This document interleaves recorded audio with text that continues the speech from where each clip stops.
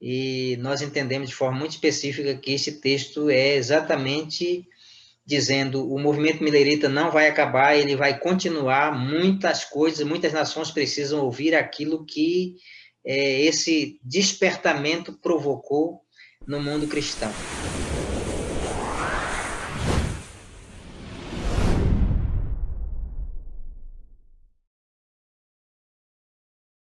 Cadê aqui? Olá, você que se liga no Web Rádio Esperança Alvorada, muito obrigado pela sua audiência. Está começando para todo o país o PG de oração entre amigos aqui no canal do YouTube da Web Rádio Esperança Alvorada. Esse é um programa muito especial, estamos completando um ano de PG e também nós estamos comemorando e celebrando 7 anos da Web Rádio Esperança Alvorada. Estamos nessa pegada dos eventos finais, essa jornada. Para você que está no YouTube, toda segunda-feira nós estamos com essa programação. Você assiste esse vídeo agora ao vivo e depois vai estar aqui em cima no balãozinho, tá? A playlist de todos que já passaram. Essa é a 4ª edição e nós estamos aqui, ó, o 4º capítulo, e vai estar aqui em cima o balãozinho para você clicar e assistir desde o primeiro. É uma sequência do estudo que nós estamos fazendo acerca dos eventos finais. Então, ele vai falar hoje, nosso 4º capítulo, ele vai trazer aqui o estudo, ele está afiado, eu estou sabendo, que é a Igreja de Deus, últimos dias. Pastor, no final eu vou lhe fazer uma pergunta, tá? Eu estou fazendo para todo mundo. É um quiz de uma pergunta. É o quiz de uma pergunta, que pode ter 2 respostas. Então, que Deus lhe abençoe, que só possa ser usado pelo Espírito Santo nesse momento. Agora eu, calei. Obrigado mais uma vez pelo convite, me sinto honrado pela satisfação de poder compartilhar a palavra de Deus e ouvir experiências e testemunhos maravilhosos aí. Anderson, muito bonita a sua história, a sua experiência, Deus seja louvado pela sua decisão. Continue firme na fé, porque só um pouquinho mais Jesus já volta, e aí, só alegria para todos nós. Mônica, mais uma vez, muito obrigado aí pelo convite. Você sempre tem nos dado essa alegria aí, e me sinto realmente honrado por poder participar desse pequeno grupo aí, que é um pequeno grupo especial, em um ano de existência. O Senhor é o meu pastor e em nada me faltará, né? Então, aí a prova. A Mônica, a gente sempre troca algumas ideias, de vez em quando um pouco de humor dentro delas, outras compartilhamento de coisas da palavra de Deus. Tenho um carinho muito grande realmente pela família e em especial pela Mônica, que é uma bênção, uma inspiração aí. Obrigada. Bom, nosso livro, Eventos Finais. Quando me passaram aí qual seria o capítulo que eu olhei, eu até disse para a Mônica, o assunto aí é pesado, é importante, é muito útil e realmente a gente precisa estar assim, ouvidos e coração aberto para aquilo que Deus tem através da sua palavra. E como é sobre a igreja, eu não sei se, eu acho que todos aqui são membros da Igreja Adventista do Sétimo Dia, não sei se há alguém que não é membro batizado da igreja. Não, tem gente que é de outra denominação, sim. Okay. Eu não sou da Adventista. Ok. Eu também não. Nós cremos de uma forma muito específica neste ponto, então seria muito importante a gente compartilhar aí todas estas nuances aí da palavra. Então, eu quero ler com vocês 3 textos da Bíblia, e aí nós vamos, então, pontuar alguns aspectos aí da leitura do livro Eventos Finais. O primeiro é Apocalipse, capítulo 10. Nós, adventistas do sétimo dia, cremos de uma forma muito específica que esses textos têm tudo a ver com a Igreja Adventista do sétimo dia. É assim que nós acreditamos. O capítulo 10 de Apocalipse, nós entendemos que ele narra o nosso surgimento como denominação. É o livrinho que João recebeu a ordem para comer, e na sua boca era doce, no seu estômago ficou amargo. Nós entendemos de uma forma muito específica que este texto ele está se referindo à experiência milerita, onde eles acreditaram de forma muito específica que Jesus ia retornar naqueles dias. O livrinho era Daniel, o estudo de Daniel, que o próprio anjo disse a Daniel que nos últimos dias esse livro seria estudado, ele seria compreendido. E nós acreditamos que esse livro que foi devorado era exatamente o livro de Daniel, que quando foi descoberto a profecia dos livros de Daniel, foi assim, um grande movimento, houve realmente um reavivamento muito grandioso, principalmente aí nos Estados Unidos. E, no entanto, o resultado deste devorar o livro com tanto sabor, trouxe, então, um resultado amargo ao final, que está aí no verso 10. Tomei o livrinho da mão do anjo e o devorei, e na minha boca era doce como mel, quando, porém, comi, o meu estômago ficou amargo. E aí nós lemos aí o verso 11. Então me disseram, é necessário que ainda profetizes a respeito de muitos povos, nações, línguas e reis. Nós, adventistas, entendemos que esse capítulo está falando do movimento milerita, do grande desapontamento, e esse último verso aí, ele apresenta a realidade de que aquele movimento não deveria terminar, que aquele movimento deveria continuar, porque a mensagem deveria ser levada ainda a muitas nações, povos, línguas e reis. E nós entendemos de forma muito específica que esse texto é exatamente dizendo o movimento milerita não vai acabar, ele vai continuar, muitas coisas, muitas nações precisam ouvir aquilo que esse despertamento provocou no mundo cristão. O segundo texto é Apocalipse 12, capítulo 12, verso 17. Para nós também, adventistas, esse texto é muito especial. Ele diz, depois de apresentar aqui o relato do grande conflito, a batalha intensa entre Cristo e Satanás, apresentado em 4 estágios aqui, essa batalha de forma específica. A primeira, o verso 7, quando há essa batalha no céu, Miguel e seus anjos lutam contra o dragão. Então, há essa primeira fase da batalha do grande conflito. A segunda fase dessa batalha do grande conflito está aí no verso 4 até o 5, que é quando o dragão, Satanás, ele se propõe a destruir o filho da mulher, que nós, pelo relato bíblico, é muito claro que ele está se referindo a Cristo. Quando Jesus realmente nasceu aqui, Satanás envidou todos os esforços de destruir a Jesus, não conseguiu, como realmente o relato bíblico apresenta. Então, esse é o segundo episódio da batalha, e aí vem o terceiro, que é a partir aí do verso 13. O dragão, então, se propõe a perseguir a mulher, que é a igreja cristã no período pós-apostólico, quando realmente a igreja cristã sofreu intensa perseguição, muitos conflitos, muitos momentos difíceis, inclusive de grande perseguição contra a igreja, e a gente conhece, lendo a história cristã, de muitos povos que realmente sofreram a perseguição de forma intensa aí, por causa do evangelho, por causa da fidelidade a Cristo. E a última etapa do conflito está no verso 17, que agora ele apresenta aí o remanescente da mulher, o grupo restante da mulher, sendo o alvo da grande perseguição de Satanás nos últimos dias. E por que ele os persegue? Diz o verso 17.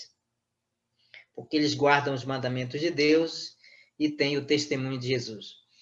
Então, esse texto nós entendemos de forma muito específica que ele está se referindo a um grupo, um movimento nos últimos dias, em que Satanás teria um ódio feroz contra eles, exatamente por conta daquilo que eles creem, daquilo que eles têm como conteúdo da sua crença, os mandamentos de Deus e o testemunho de Jesus, que nós entendemos ser o dom profético, como está lá no capítulo 19. O terceiro texto que eu quero ler está aí no capítulo 14. Capítulo 14, verso 12. Esse texto também é muito especial para os adventistas do sétimo dia. 14, verso 12. Diz o texto: aqui está a perseverança dos santos, os que guardam os mandamentos de Deus e a fé em Jesus. Eu costumo brincar com os irmãos, com minhas igrejas aqui, e por onde eu prego, que se você encontrar uma Bíblia perdida, e se você quiser saber se essa Bíblia é de um adventista, é só abrir Apocalipse 14, verso 12. Se ele tiver grifado, pode ter certeza que é a Bíblia de um adventista. Esse texto, para nós, é a identidade bíblica da Igreja Adventista. Por quê? Porque o capítulo 14, ele apresenta um movimento de pregação do Evangelho, um povo que se propõe a pregar as 3 mensagens angélicas nos últimos dias, que pregam mensagens específicas para o tempo do fim. E depois de apresentar a mensagem pregada por esse povo, então eles são identificados no versículo 12 aqui, como aqueles que guardam os mandamentos de Deus e têm a fé em Jesus. Ou seja, é uma igreja evangélica, porque ela crê em Jesus, nos méritos de Cristo, na salvação pela fé em Jesus, mas ela não abre mão da obediência aos mandamentos de Deus, como princípios eternos desde o início e que deve permanecer até o final. Ela consegue conciliar a observância aos mandamentos de Deus e, ao mesmo tempo, a fé e a salvação em Cristo Jesus. A Igreja Adventista não vê nenhuma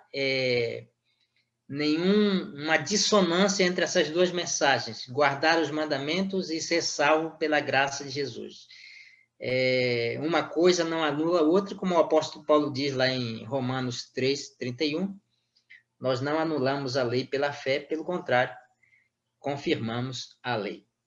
Bom, dito isso, nós entendemos que esses 3 textos que nós mencionamos apresentam aí a nossa história do surgimento da igreja, a nossa identidade e a nossa mensagem. Então, por isso que os adventistas têm nesses 3 capítulos aí que eu mencionei um carinho muito especial, porque entendemos que eles estão se referindo de uma forma muito específica à Igreja Adventista do sétimo dia. E o capítulo 4 do livro Eventos Finais, ele vai tratar sobre essa igreja de Deus nos últimos dias. Alguns pontos aqui me chamaram a atenção e eu vou destacar aí para nós conversarmos um pouquinho e apresentarmos.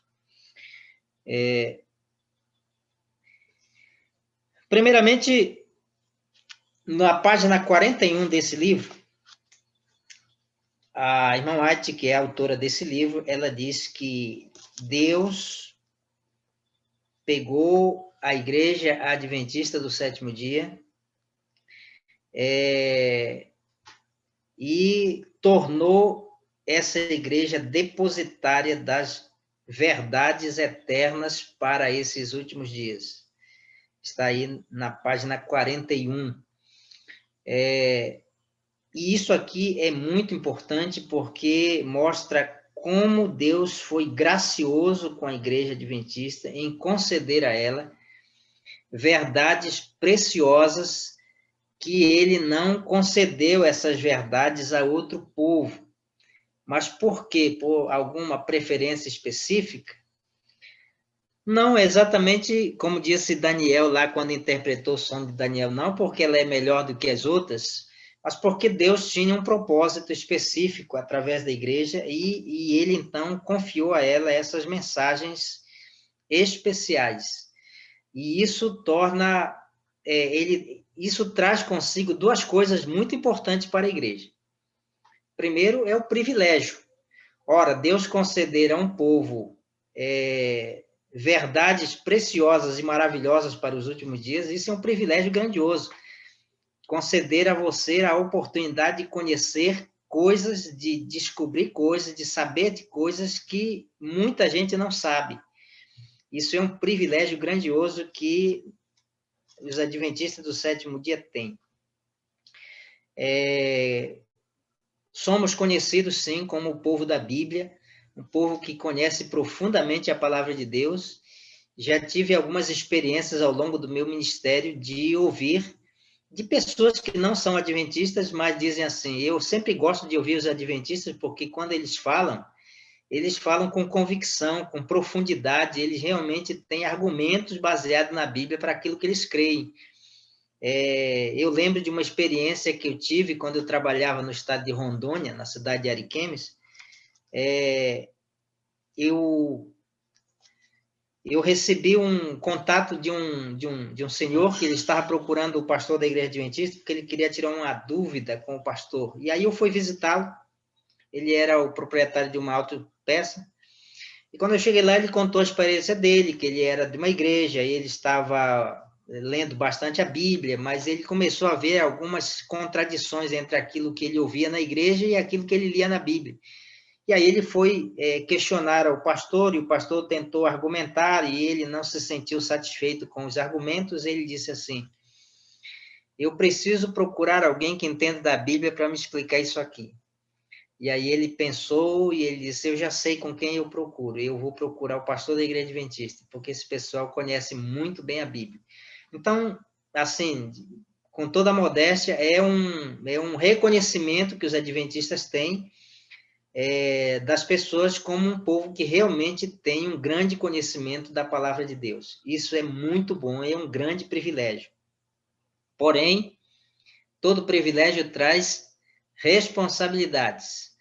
É um privilégio termos um conhecimento grandioso, mas isso nos coloca numa situação de grande responsabilidade diante dessas verdades. Ora, como diz o profeta Ezequiel, se o atalaia sabe da mensagem e não passa para o outro aquilo que Deus manda ele dizer, qual é a responsabilidade desse atalaia? O que Deus vai cobrar desse atalaia que não falou? Então, essa realmente é uma grande responsabilidade que compete aos adventistas do sétimo dia de proclamarem essas verdades. O próprio Jesus disse que aquele a quem muito foi dado, muito lhe será exigido. Então, no próprio texto aqui, no capítulo do livro que nós estamos analisando, a irmã White deixa isso bem claro, que se os adventistas realmente eles falharem no cumprimento dessa missão de evangelizar, eles serão extremamente responsáveis diante de Deus, porque eles receberam muita luz e eles não compartilharam dessa luz. Foi aquilo que Jesus disse para os judeus na sua época, porque o povo judeu também foi um povo agraciado com verdades que nenhuma outra nação recebeu. No entanto, eles falharam na propagação, na divulgação, no cumprimento da mensagem que eles receberam. Então, isso é uma coisa muito interessante que nós encontramos aqui nesse capítulo. Uma outra coisa muito bonita que há aqui nesse capítulo sobre a igreja é a maneira como Deus se preocupou em organizar a igreja para o funcionamento. Quando você estuda a história da igreja adventista, no período em que houve o despertamento no movimento milerita, e eles começaram a pregar, e passou o dia 22 de outubro, e Jesus não voltou, houve desapontamento muito grande, e que restou um pequeno grupo, e eles começaram a estudar a Bíblia de forma intensa, eles então não tinham nenhuma pretensão de organizar uma igreja, de se organizar como um povo. E, pouco a pouco, foi tendo essa necessidade de eles se organizarem. E houve uma resistência muito grande por parte de muitos, porque eles entendiam na época que organizar uma igreja significava tornar essa igreja uma Babilônia. Mas, pouco a pouco, foi amadurecendo a ideia, até que, realmente, a igreja adventista ela foi organizada como uma instituição, como uma igreja. E aí, no capítulo aqui, nós lemos que o propósito de Deus realmente permitir que a igreja fosse organizada é porque, como ele diz aqui, a lei do céu é a lei da ordem. Não existe desordem no céu. Todas as coisas ali funcionam de forma harmoniosa, organizada, e, portanto, Deus não gostaria, não pretende que ele tenha um povo na terra que não tenha organização. E isto é muito significativo, porque mostra que a organização da Igreja Adventista do Sétimo Dia, nós entendemos assim, ela não proveio apenas dos homens, ideias dos homens, mas o próprio Deus orientou para que a igreja, através da sua maneira de se organizar, cumprisse realmente um propósito de Deus, para que a organização da igreja fosse de tal maneira sólida que ela fosse capaz de resistir às intempéries da vida, que ela fosse capaz de resistir aos vendavais e tudo mais, e permanecer firme até o final. É muito importante a gente entender isso aqui no contexto amazônico, né? Quando as pessoas constroem um barco, eles sabem muito bem que na hora de fixar a madeira, não pode ser colocado um simples prego, tem que ser um prego especial, porque senão a força do vento, a água, isso vai fazer com que a canoa se solte as madeiras, e Deus, então, teve esse cuidado especial em fazer com que a igreja se organizasse de tal forma que todos os vendavais que ela passasse não seriam capazes de dissolvê-la. O Dr. George Knight, que é um grande estudioso da Igreja Adventista, escritor de vários livros, quando ele fez um estudo sobre o movimento milerita e os resultados, ele trouxe algo que é muito interessante, que eu gostaria de compartilhar com vocês. Ele analisou que, quando o movimento terminou, pelo menos 6 grupos ficaram como parte daquele movimento, e eles se organizaram. E o movimento que deu origem à Igreja Adventista era o menor de todos eles. Os outros grupos eram maiores. E aí, 100 anos depois, esses grupos praticamente haviam se acabado. Alguns permaneceram muito pequenos, e a Igreja Adventista, que era o menor, se tornou o maior de todos, ao ponto de hoje ter aí mais de 20 milhões de membros espalhados ao redor do mundo. Então, ele faz uma análise do que é que tornou a Igreja Adventista tão forte, tão vibrante, tão crescente, apesar de todas as dificuldades que ela enfrenta para o crescimento. E ele coloca 4 pontos como sendo essenciais nesse processo de crescimento da Igreja Adventista. Ele diz: a primeira coisa é o equilíbrio entre a razão e a emoção naquilo que ela prega. A Igreja Adventista, ela se distinguiu por ser uma igreja que sabe muito bem dosar a razão e a emoção naquilo que apresenta, de forma que isso torne com que as pessoas que compõem a Igreja Adventista, elas sejam muito racionais, mas também muito emocionais. Elas têm, e esse equilíbrio faz com que a igreja tenha uma fortaleza muito grande.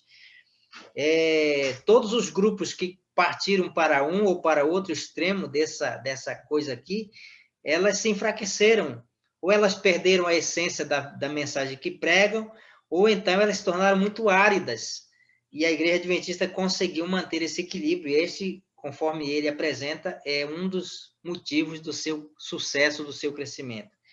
O segundo é o conteúdo forte do ensino que eles contêm. Ele analisa que muitas pessoas que se tornam adventistas, elas realmente dizem: eu me tornei adventista porque eu conheci o estudo que eles fazem, eu me aprofundei na Bíblia, e eu descobri que realmente eles estão com a verdade.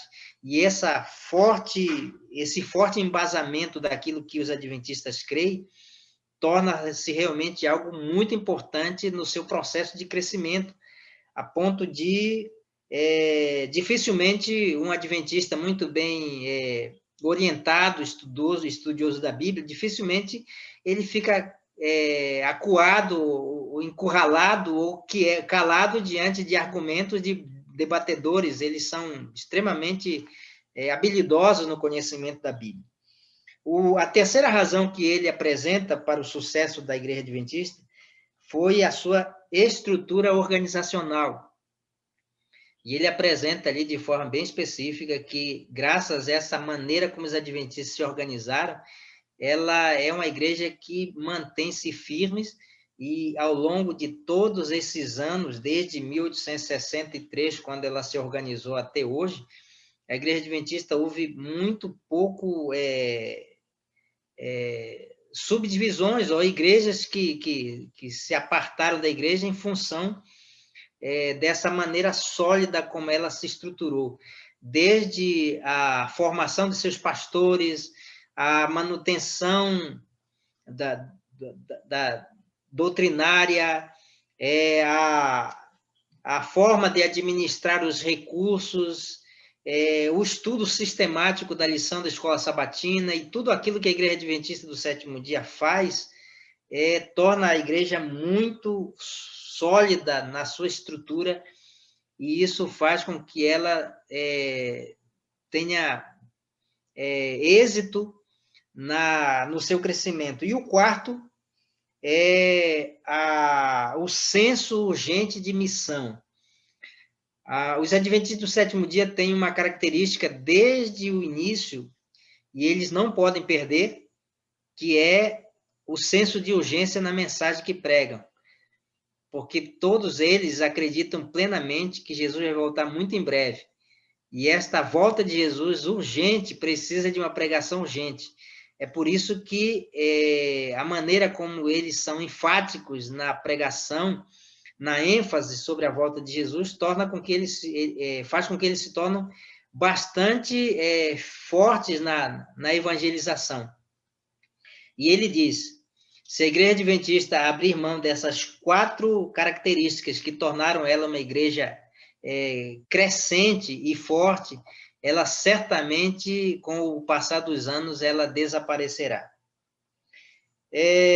Um outro ponto muito importante que nós encontramos aqui na leitura desse capítulo é quando a irmã White diz do perigo das ideias independentes, e ela é muito enfática quando ela apresenta que se aparece entre nós, e ela disse que isso iria acontecer de vez em quando, pessoas que iriam argumentar que a Igreja Adventista, o povo de Deus nos últimos dias, não deveria manter-se como uma organização, mas deveria se desfazer como povo, e aí cada um viver a verdade conforme ele acredita ser o melhor.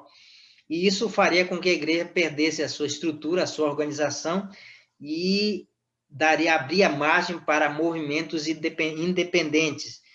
E ela deixa muito claro aqui nesse texto que estas ideias de movimentos independentes não são de Deus, que qualquer pessoa que vier com essa história, os adventistas não devem acreditar. Inclusive, foi publicado esse livro há algum tempo atrás, não sei se dá para você visualizar aí. É um livrinho muito interessante, uma compilação dos escritos de Ellen White, A Igreja Remanescente. Nesse livro, ela apresenta de forma muito específica argumentos para rebater determinadas afirmações que fazem de que a Igreja Adventista ela iria se desfazer, que Deus ia levantar outro remanescente, que as pessoas poderiam perfeitamente sair da igreja porque ela havia caído na apostasia e agora Deus estaria levantando um outro povo para substituir. Ela diz de forma clara: irmãos, se alguém aparecer com essa mensagem, não acreditem, o Senhor não enviou essa pessoa com essa mensagem, ela está cumprindo o propósito de Satanás, que é o acusador dos vossos irmãos. Então, ela deixa isso de forma muito clara, que a Igreja Adventista não se desfará para que Deus levante um outro remanescente. Ela permanecerá até o final, quando Deus, então, virá buscar o seu povo. Nesse contexto de reafirmação daquilo que realmente é a igreja na sua estrutura organizacional, ela menciona que as decisões tomadas em assembleia, elas devem ser respeitadas, está aí na página 43, que a igreja não tem dono, não pode haver domínio de uma única pessoa dizendo o que a igreja deve ou não deve fazer, por isso que ela é uma igreja representativa, e que essa responsabilidade da igreja quanto a todas essas verdades a torna realmente uma igreja com grande ênfase e responsabilidade diante do Senhor. Então, de forma assim bem específica, ela mostra que realmente Deus não vai destituir a igreja remanescente e levantar um outro movimento para substituí-lo. Não há, inclusive ela diz aqui nesse livrinho, aqueles que chamam a igreja adventista do sétimo dia de Babilônia não estão cumprindo o propósito de Deus, mas estão fazendo a obra do inimigo do Senhor. Então, isso é muito importante a gente compreender e nos dá muita convicção e a segurança de que realmente nós poderemos marchar firmes sem a pergunta, será que Deus vai levantar um outro povo? Será que Deus vai constituir novos remanescentes até o final? Ele deixa bem claro, e se nós cremos que Ellen White é realmente uma escritora inspirada, nós não temos dúvida nenhuma de que ela realmente estava falando aquilo que Deus havia enviado quanto a essa questão da igreja. Na página 46, ela diz algo muito interessante ainda relacionado a isso. Deus não falou que do meio da sua igreja remanescente sairá outro remanescente. Então, sempre que aparece algum movimento, e eu já me deparei com alguns, você já deve ter se deparado também com alguns por aí, que chegam com os irmãos da igreja adventista e dizem, irmãos, a igreja apostatou, a igreja não é mais a igreja do Senhor, agora você precisa ouvir a nossa mensagem, vamos fundar aqui um novo grupo, que seja o grupo fiel a Deus, etc. E um dos argumentos interessantes de Ellen White sobre isso aí é que ela diz que na parábola do trigo e do joio, que é a parábola da sacudidura, ela diz, o trigo não cai fora da peneira, o que cai fora é a palha. Portanto, aqueles que saem da igreja não são remanescentes, mas a palha do remanescente é que saiu. Então, isso ela deixa de forma muito específica para nos dar essa segurança quanto àquilo que realmente nós podemos avançar. Um outro ponto muito importante desse capítulo que eu gostaria de destacar é quando ela fala sobre os problemas e os erros, mas os problemas que tem na igreja, como é que faz? Então, ela diz, os problemas da igreja devem ser ajustados, devem ser consertados, Deus vai dar meios para que essas coisas sejam ajustadas, mas ele não permitirá rompimento de sua igreja até o final. E aí ela termina com duas coisas muito bonitas. Ela diz, a igreja do Senhor, ela é militante hoje, defeituosa, com dificuldades, com fraquezas, e às vezes até parece que vai cair, mas ela não cairá. Ela tem falhas que precisam ser ajustadas, tem sim, e o Senhor fará isso no seu tempo, porque quando ele vier, essa igreja que hoje é militante, ela se tornará triunfante. E essa é a grande expectativa que nós temos de saber que muito em breve, essa igreja que hoje milita firmemente na causa do Senhor, ela realmente triunfará com o Senhor Jesus. Por isso, queridos irmãos, nesse contexto final da história desse mundo, é muito confortador nós ouvirmos de Deus dizendo: Deus tem um povo nos últimos dias. Deus tem um movimento que ele levantou nesses últimos dias. Deus confiou a esse povo verdades específicas para esse tempo. E eles devem propagar essas verdades ao mundo. O Senhor manterá essa igreja firme até o final. E o convite de Deus em Apocalipse capítulo 18, verso 4, para muitas pessoas que não fazem parte do remanescente, mas que ao ouvirem a mensagem de Deus é que elas venham. Elas são ovelhas de Cristo, elas são rebanhos do Senhor. Um dia elas se unirão à igreja remanescente e, como disse Jesus lá em João capítulo 10, então naquele dia haverá de fato um rebanho e um só pastor.